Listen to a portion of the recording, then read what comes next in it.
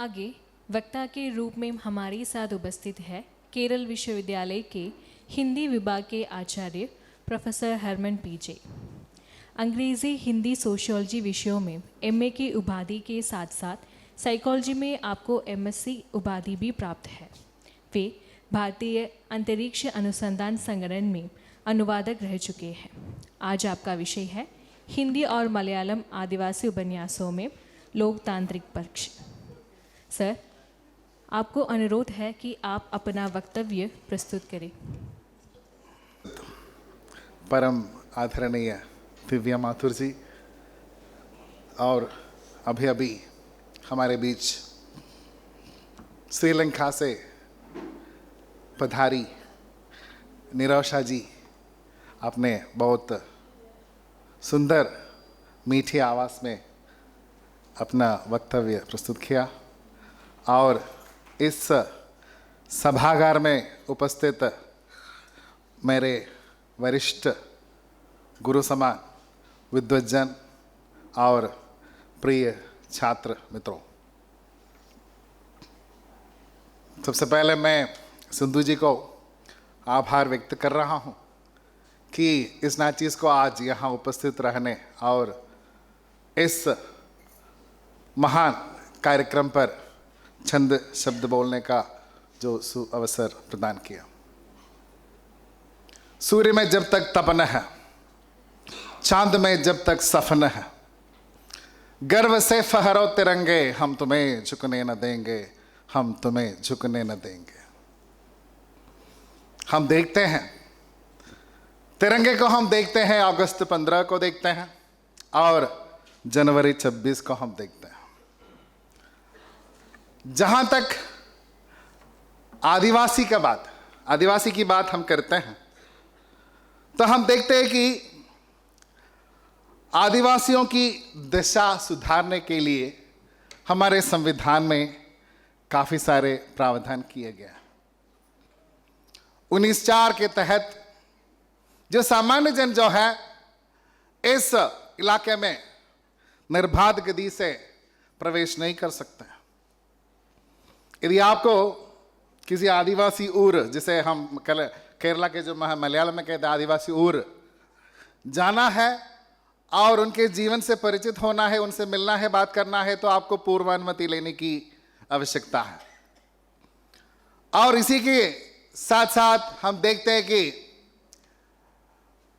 15(5), 15(4) और 16(a) के तहत कई सारे प्रावधान ऐसे दिए गए हैं जिसके तहत आदिवासी जो वनवासी जो है, उनके जो संस्कृति, उनकी भाषा, उनके रहन सहन आदि जो है, किसी प्रकार के हस्तक्षेप से बचे रहे।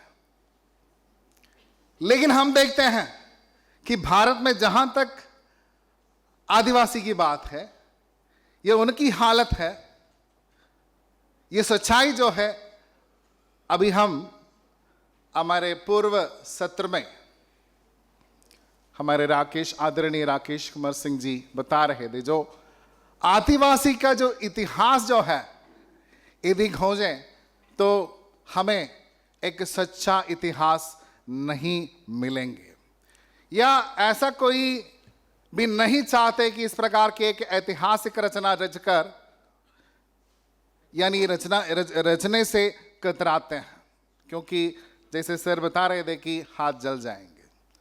तो इस प्रकार के इतिहास है उनके। और हम देखते हैं कि जहां तक भारत का सवाल है, जब विदेशी नेता आते हैं या हमारे ये जो इस प्रकार अगस्त 15 और गणतंत्र दिवस जब हम मनाते हैं, तो उस मंच पर एक चीज के रूप में, एक वस्तु के रूप में हमारे इन आदिवासी लोगों को पेश किए जाते हैं। उनके सांस्कृतिक नृत्य प्रदर्शित किए जाते हैं और उस भव्य मंच पर हम कुछ नारेबाजी भी हम देख सकते हैं, क्योंकि भारत भी देखा जाए तो नारेबाजी की दुनिया बन गई है। काफी सारे नारे हम देखते हैं। तो पहले एक नारा था जय जवान जय किसान। जय जवान जय किसान थोड़ा बदल गया और ये थोड़ा जय अनुसंधान जय विज्ञान इस ओर से मुड़ गए। और इसके बाद एक अलग नारा हमने देखा जो इनक्रेडिबल इंडिया जो है। आप जानते हैं तो इनक्रेडिबल इंडिया जो है, जिसे हम हिंदी में अनुवाद करें तो अतुल्य भारत, अतुल्य भारत, इस प्रकार के एक अनुवाद हमें मिलेंगे। ये एक बात याद रखना है कि ये जो नारेबाजी जो है या ये नारे जो है उस महान प्रबंधन संस्था से उत्तीर्ण होकर आने वाले गढ़ते हैं, और ये सबसे पहले अंग्रेजी में गढ़ते हैं, इसलिए इनक्रेडिबल इंडिया। और इनक्रेडिबल इंडिया का जो अर्थ है, जैसे मैंने अभी सूचित किया था, अतुल्य भारत। लेकिन इस अतुल्य भारत से हटकर यदि इनक्रेडिबल जो है, या जैसे जब शाइनिंग इंडिया, चमकता भारत की बात करते हैं, तो इसके भी कुछ अलग अर्थ हमें देखने को मिलेगा। इनक्रेडिबल का दूसरा एक अर्थ है अविश्वसनीय, यानी कि इनक्रेडिबल इंडिया का एक अर्थ है अविश्वसनीय बातें जहां घटती है।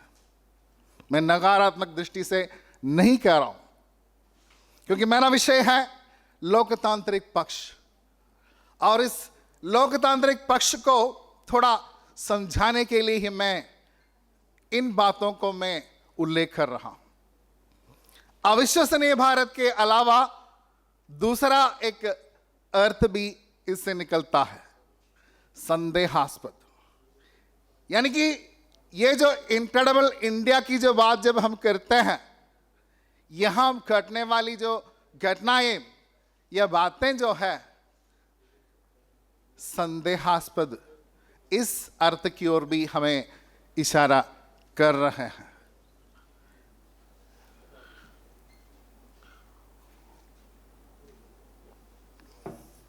तो इस नारेबाजी के बीच हकीकत क्या है, यानी कि जिस आदिवासियों की बात हम कर रहे हैं उनकी सच्चाई क्या है।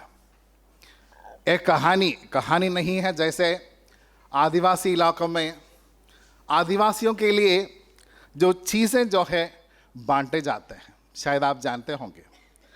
तो ये जो लोकतांत्रिक व्यवस्था जो है उसके तहत इस प्रकार के भव्य मंच पर कार्यक्रम, आप जानते हैं कि आदिवासी लोगों के लिए काफ़ी सारी योजनाएं हैं, और इसके तहत ये जो कंबल बांटने की जो एक कार्यक्रम रहा था, तो आदिवासियों को कंबल बांटते हैं, और मंत्री और राजनीतिक गण, राजनीतिक नेता, उस इलाके से जो चयनित सदस्य जो है, सबके सामने आदिवासियों को ये जो कंबल जो है बांटे जाते हैं। और वो जो कार्यक्रम होने के बाद ये जो बेचारे आदिवासी जो है जिनको एक कंबल मिले दे, तुरंत उस कार्यक्रम के बाद जो है वो कंबल वापस कर देते हैं। तो वो हमारे आदरणीय राजनीतिक नेतागण हैरान रह गए। कुछ लोग तो जानते हैं लेकिन कुछ लोग नहीं जानते हैं।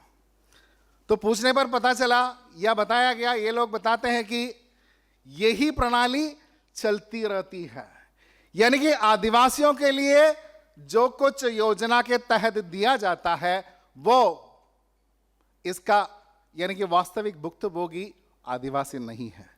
और एक दृष्टि से हम कह सकते हैं कि उनकी स्थिति वहीं की वहीं है। मैं एक बात कहना चाहूंगा कि यानी कि ये जो लोकतांत्रिक पक्ष जो है या लोकतांत्रिक व्यवस्था जो है, ये जो है एक दृष्टि से लोकतांत्रिक धोखा है। लोकतांत्रिक धोखा है, ये व्यक्त करने के लिए मैं मेरा ये टॉपिक में 2-3 मलयालम उपन्यास जो है, यानी कि हम देखते हैं कि आदिवासी उपन्यास जो है आदिवासियों द्वारा लिखा गया उपन्यास को ही हम देखते हैं।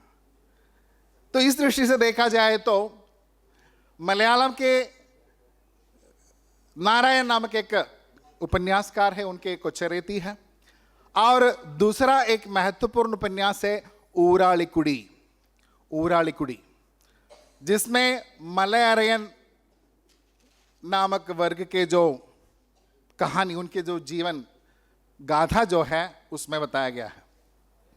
और दूसरा एक महत्वपूर्ण उपन्यास है जयमोहन जी के 100 सिंहासनங்கள், 100 सिंहासन जो है।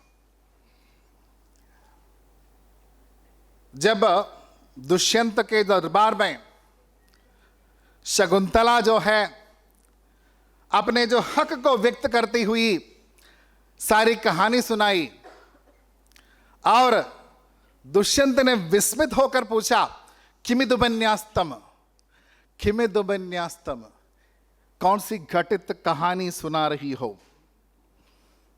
और जब कालिदास ये जो उपन्यास की जो उपन्यास शब्द जो है वहां पे हक की आवाज, हक की आवाज ही क्या है उपन्यास से निकलता है। और अंग्रेजी में तो हम देखते हैं नोवेल तो एक नया अर्थ, न्यू, नया, लेकिन उपन्यास शब्द से हक की आवाज। तो यहां हम देखते हैं कि इन उपन्यासों में ये जो हक की आवाज जो है, लोकतांत्रिक व्यवस्था के तहत ये जो 100 सिंहासनम, 100 सिंहासन का जो नायक जो है, नायक तो नहीं कह सकते, फिर भी वो लोकतांत्रिक व्यवस्था के तहत न्याय नीति का पहरेदार होकर भी, उसके अंतर्गत रहने वाले के बावजूद भी वो किस हद तक इस लोकतंत्र या लोकतांत्रिक व्यवस्था से दूर रहता है, इसका एक हकीकत ही हम 100 सिंहासन या 100 सिंहासन से हम देख सकते हैं। करुप्पन, शायद आप लोगों ने सुना होगा करुप्पन।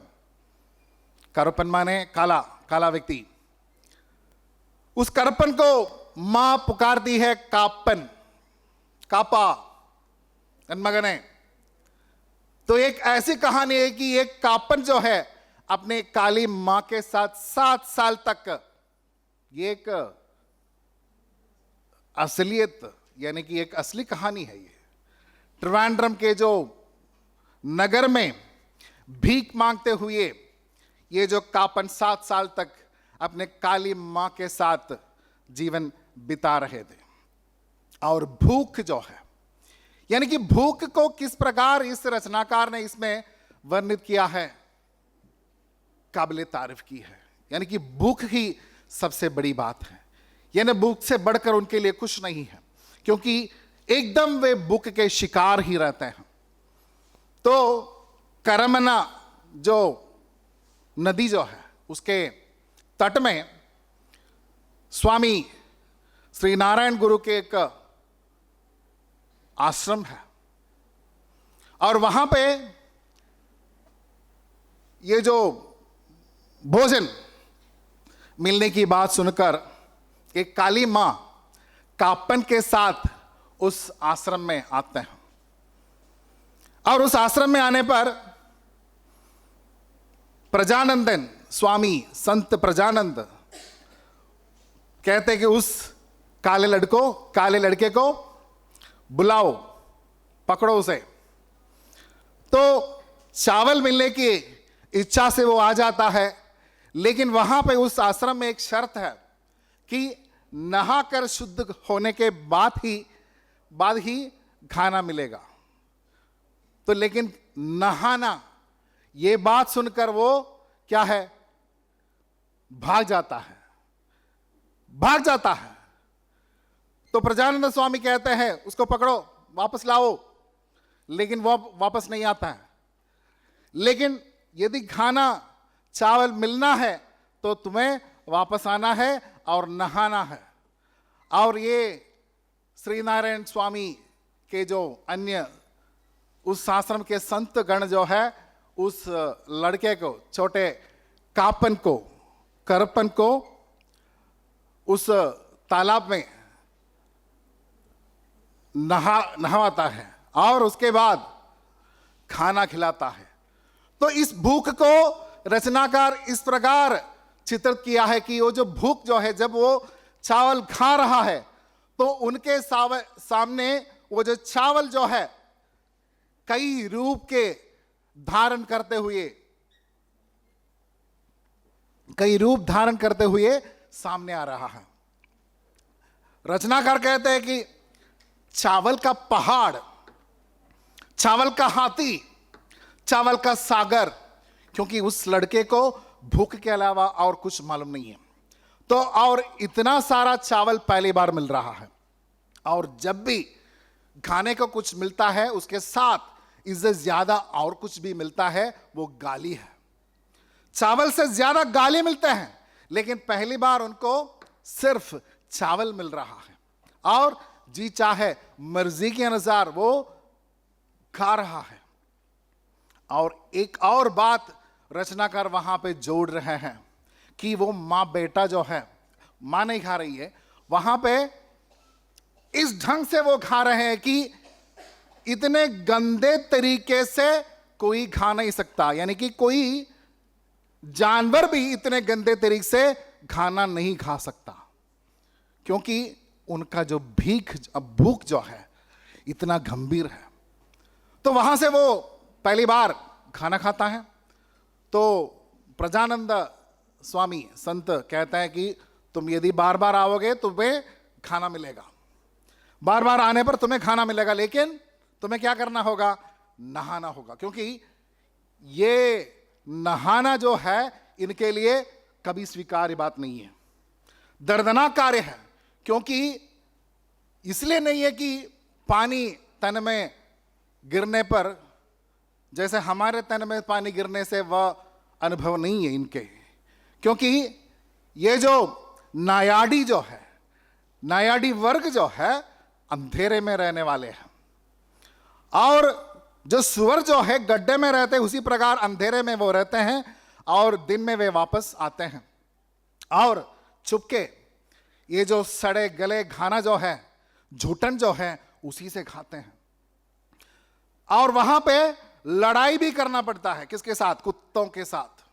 और कुत्ते के साथ हम देखते हैं कि कुत्ते आपस में किस ढंग से लड़ते हैं, उसी प्रकार कुत्तों के साथ, यानी कि कुत्ते आपस में जैसे लड़ते हैं उसी प्रकार इसको, यानी कि ये नायाड़ी को कुत्तों से भी लड़ना पड़ता है, और जिसके परिणाम स्वरूप घायल हो जाते हैं, सारे शरीर में घाव हो जाते हैं। और इस घाव भी क्या है, इतने दिनों से वो घाव भी सड़े होते हैं, और इस घाव में पानी गिरने से इतना दर्द उन्हें महसूस हो रहा है कि वो पानी से भी डरता है, कभी नहाता नहीं है।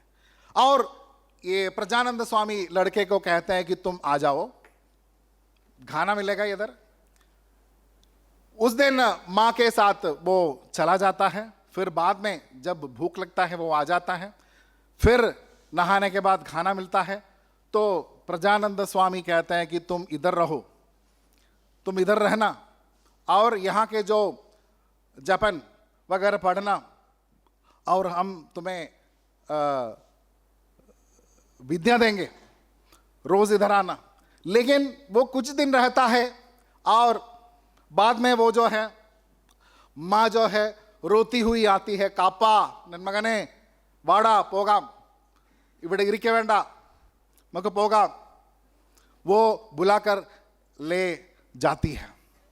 लेकिन बाद में हम देखते हैं कि प्रजानंदन स्वामी संत जो है उस लड़के को उस आश्रम में एक सदस्य के रूप में स्वीकारते हैं, और ये जो लड़का जो है बहुत तेज भी होते हैं, कापन, और वे वहाँ के जो मंत्र और जपन वगैरह बहुत आसानी से जल्दी ही सीख लेते हैं।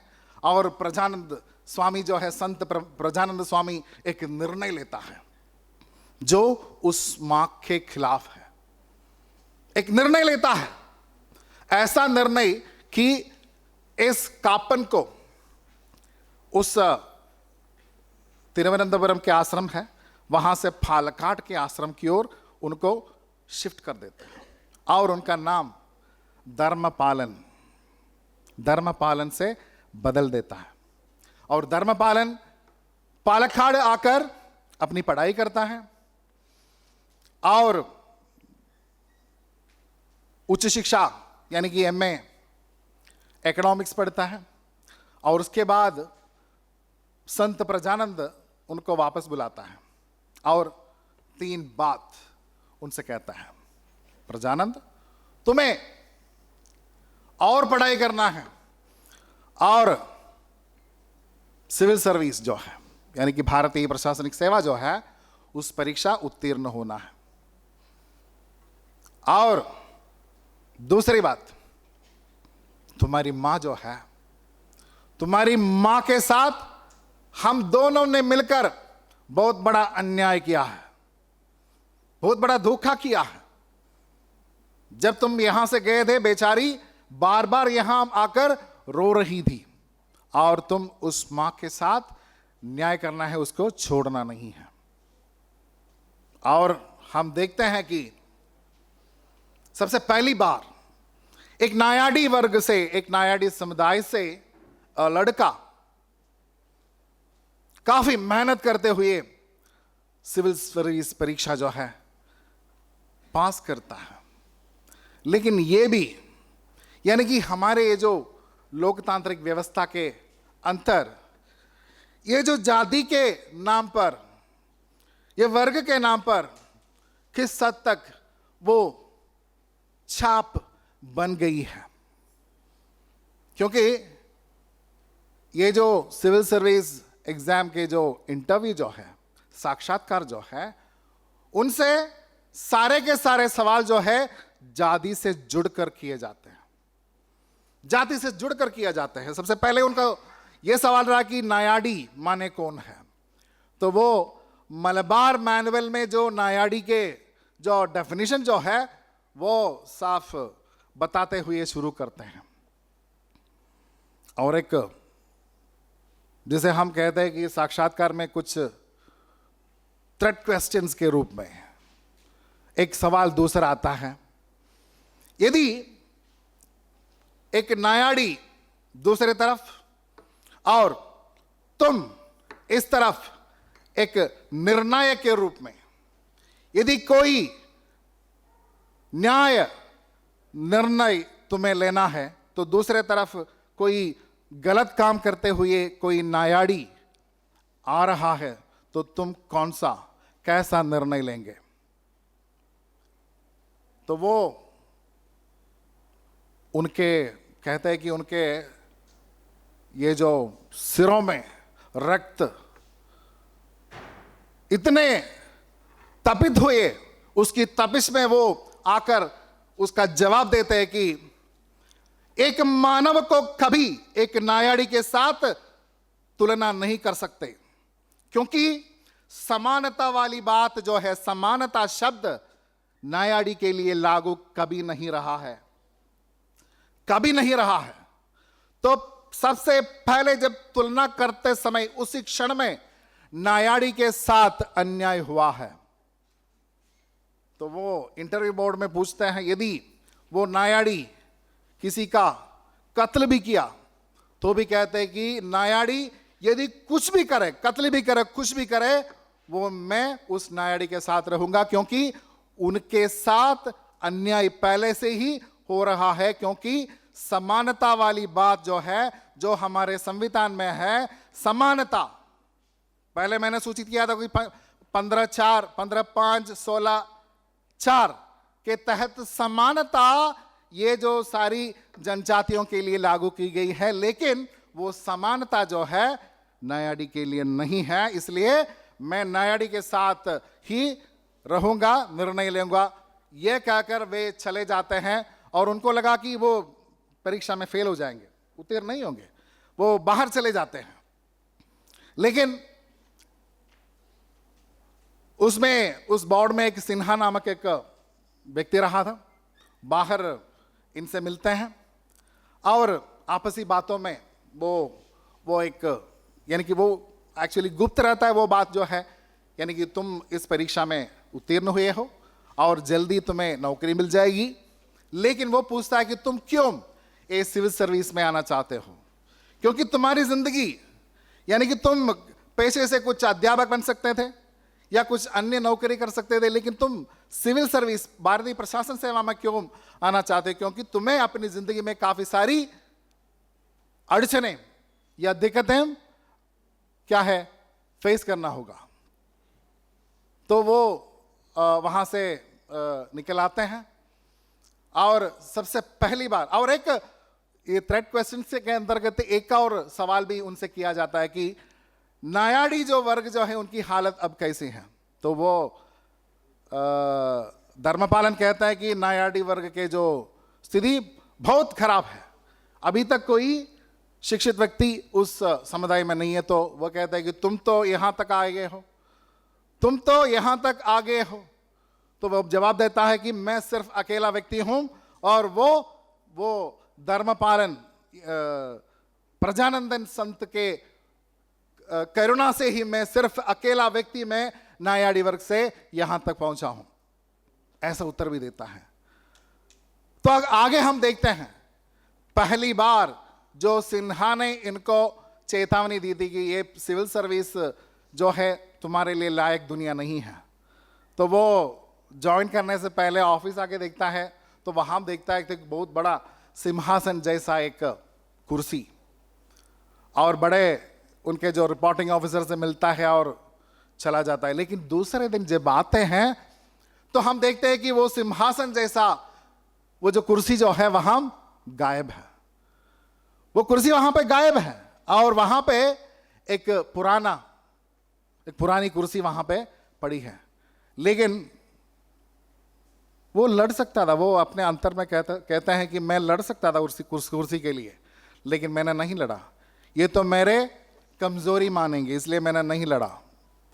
उस कुर्सी में बैठकर मैंने अपना काम शुरू किया।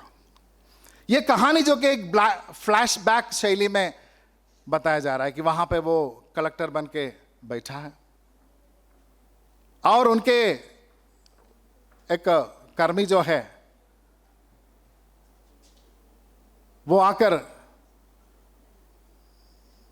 धर्मपालन से कहता है कि सर मैं एक बात करना चाहता हूं, क्योंकि मैं बताना पसंद नहीं करता हूं, लेकिन फिर भी मुझे बताना है। तो वो पूछ लेता है क्या है? सर आपकी मां वो कोटार हॉस्पिटल में एडमिटेड है, पड़ा है, वहां पड़ी हुई है। तो ये कोटार हॉस्पिटल जो है सरकारी हॉस्पिटल है, लेकिन ये सरकारी हॉस्पिटल में ये जो जैसे भिखारी जो है, उपेक्षित जो है, यानी कि सड़क पर जो पड़े मिलते हैं, उन लोगों को लेकर डालने वाले एक हॉस्पिटल है। कुंजन नायर ऐसा एक नाम है, ये जो एक खबर जो है उनको आकर देता है। तो वह कहता है कि सर आप अभी जाने की जरूरत नहीं है, मैं खुद जाऊंगा, और जो भी है मैंने वहां पे एक आदमी को बताया कि एक पलंग वगैरह देने के लिए, तो आप अब मत जाइएगा। तो वह कहता है नहीं मैं ही जाऊंगा। तो वो पहली बार देखता है कि एक कोटार हॉस्पिटल में जिला कलेक्टर की एक गाड़ी आ रही है, और सब लोग चकित हो जाते हैं। और वहां पे एक डॉक्टर है माणिक्यम, तो आकर पूछते हैं सर क्यों सर, क्या है, कुछ निरीक्षण के तहत आए हो? तो वो कहते हैं नहीं। तो तीसरे शेड कहते हैं, तीसरे शेड में मां पड़ी हुई है बताते हैं।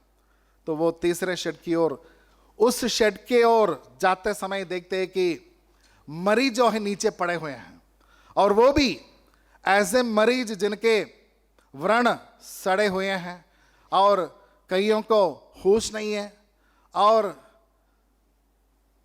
बिस्तर भी नहीं है, पलंग भी नहीं है, ऐसे तल पर पड़े हुए हैं सब लोग। तो धर्मपालन एक क्षण में डॉक्टर माणिक्यम से पूछ लेते ये क्या है, क्या हो रहा है यहां पे?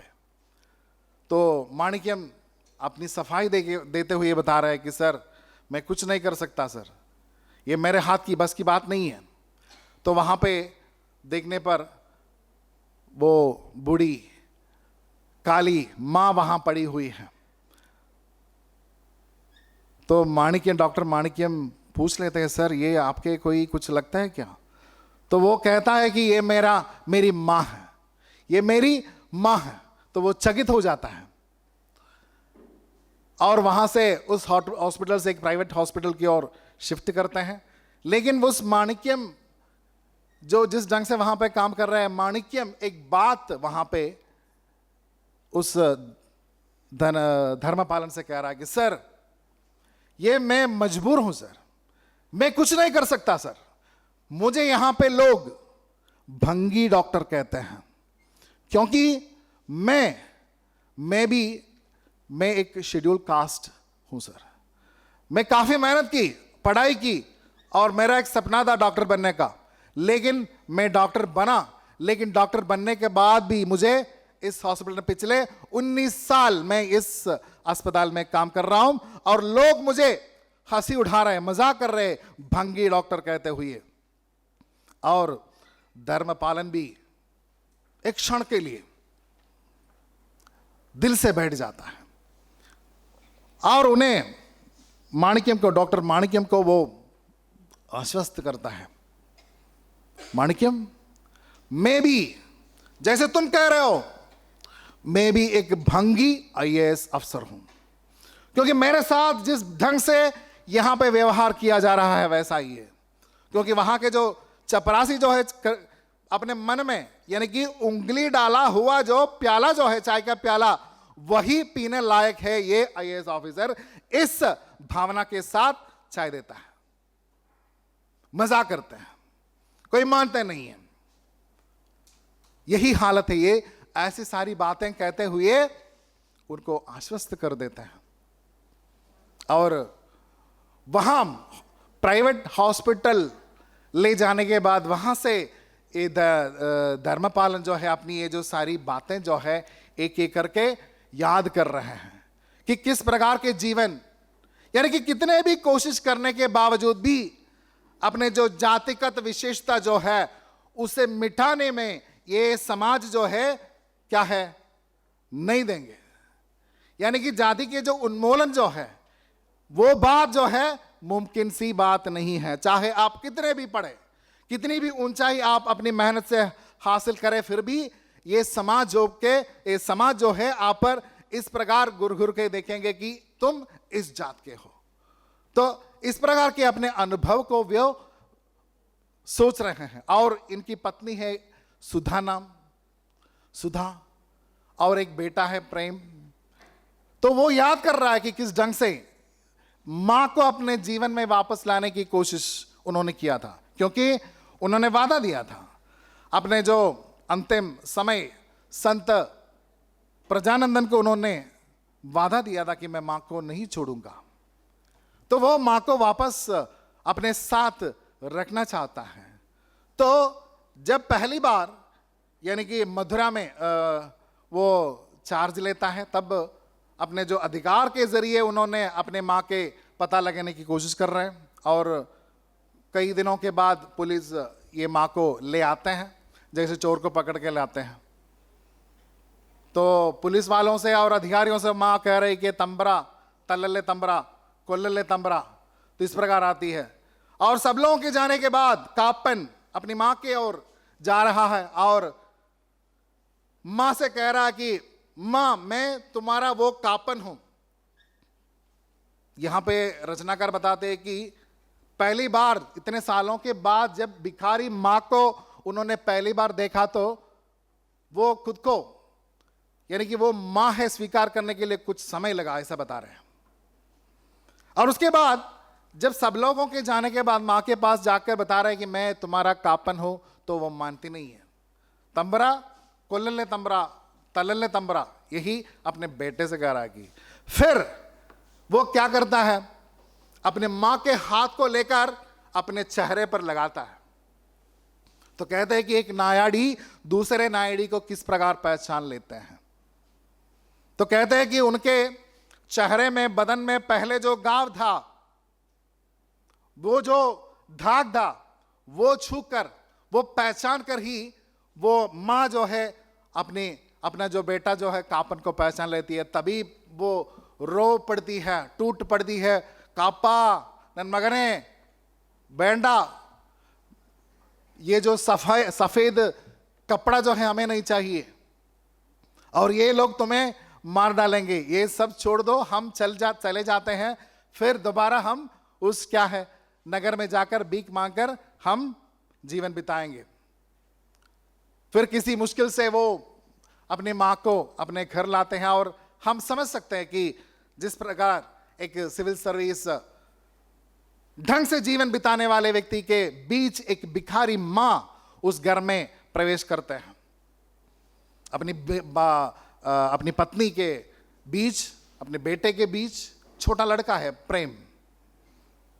कुछ दिनों काफी यानी कि उस परिवार में काफी हंगामा मचाने के बाद एक दिन अपने बेटा जो है प्रेम के साथ गायब हो जाती है वो।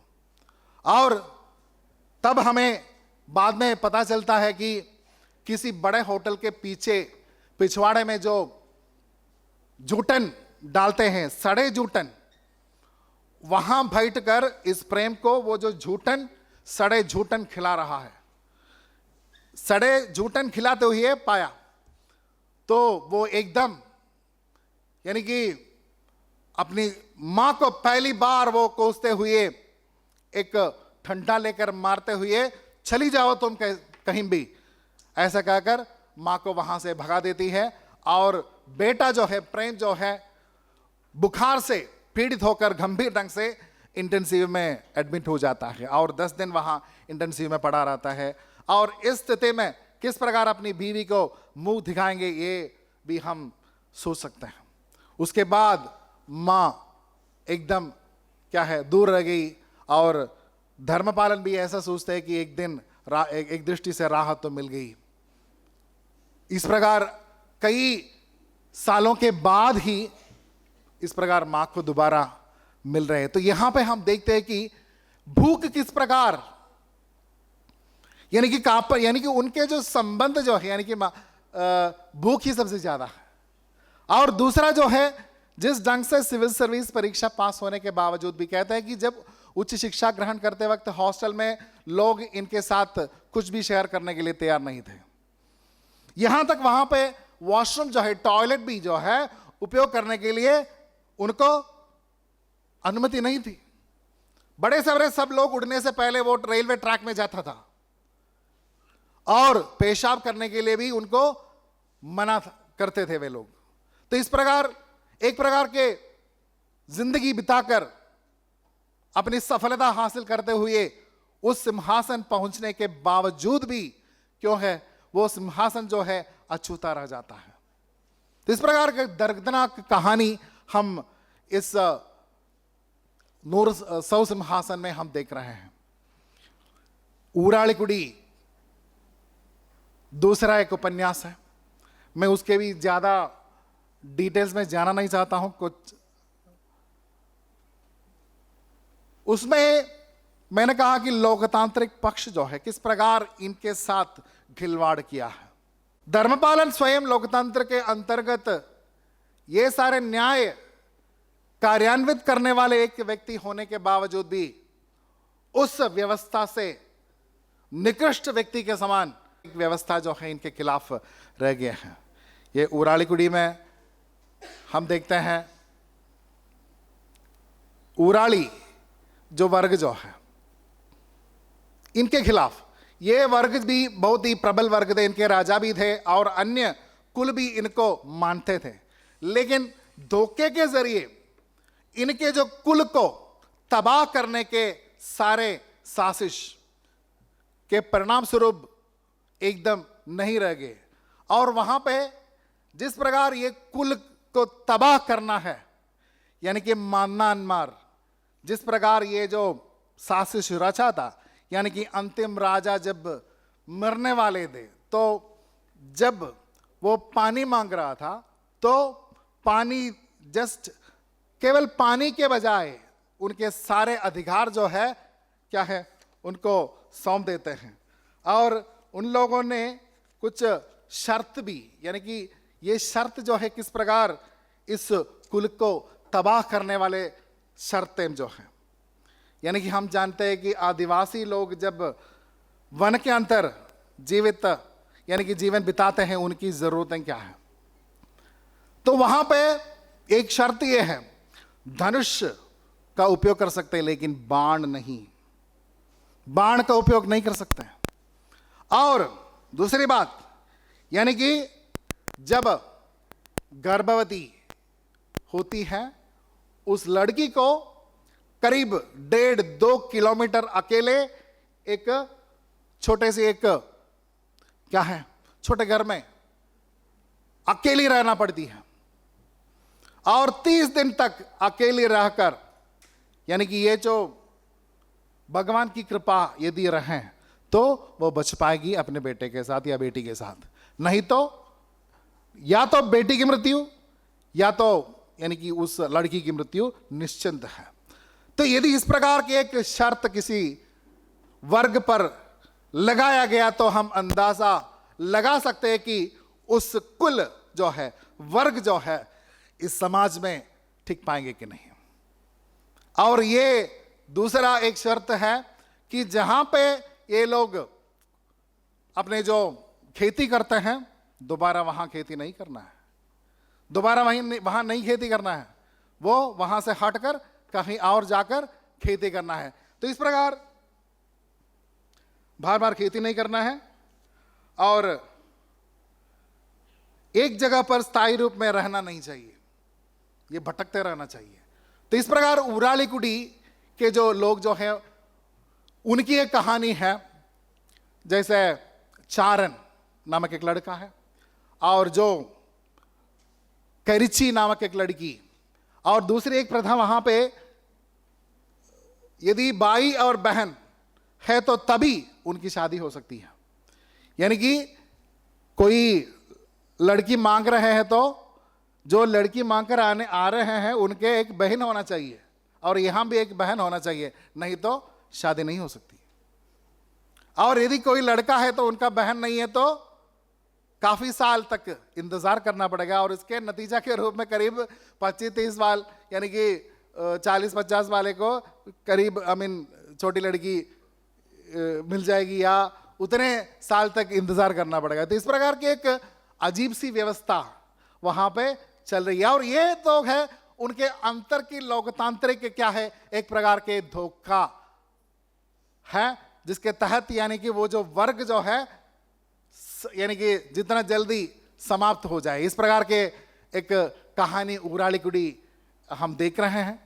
और उसी प्रकार दूसरे एक उपन्यास है कोच्चरेती नामक एक कहानी जो है कोच्चरेती, जिसमें भी बड़ी यानी कि बहुत गंभीर ढंग से, यानी कि जिस ढंग से ये जो प्रजातंत्र व्यवस्था जो है, लोकतांत्रिक व्यवस्था जो है, इनके खिलाफ हो जाते हैं।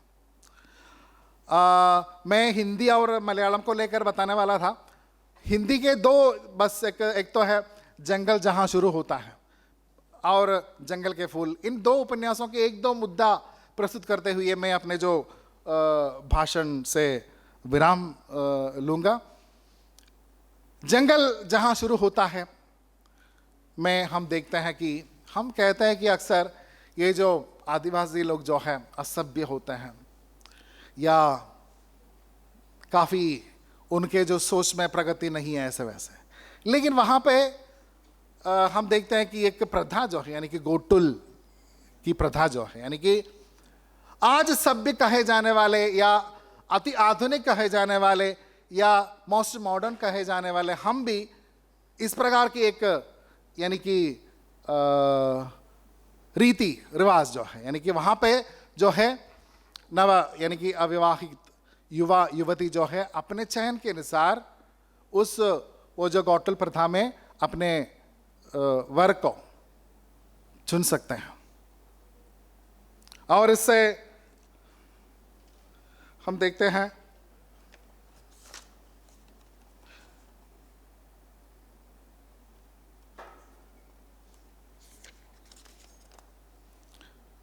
गोटल इतना जीवंत, प्रासंगिक और सार्थकता से भरा हुआ है कि इसके माध्यम से हम उनके समाज के खुलेपन, यौन स्वतंत्रता, निजता, लैंगिक समानता, अभिव्यक्ति और चुनाव की स्वतंत्रता जैसे आधुनिक मूल्यों को वह हम आसानी से चिन्हित कर सकते हैं।